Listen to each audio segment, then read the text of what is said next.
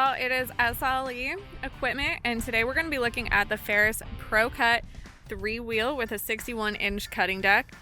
This is a zero-turn mower, and it has a 24 horsepower Kawasaki engine with an electric start, and it mows up to 4 acres per hour. There is increased speed and smoothness with this model thanks to its patented suspension technology. The Ferris ProCut S features a quick adjust for switching your cutting height between 1.5 and 5 inches, featured here. And it also features an electric deck lift. A few other features on the ProCut S are the foot pedals. And the foot pedals here control not just your speed, but also your forward and reverse directions.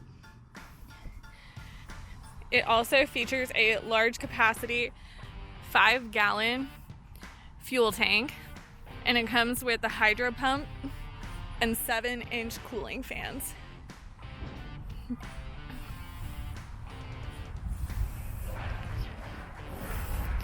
If y'all are interested in coming to check out this mower, give us a call today. We'll be happy to get you all set up.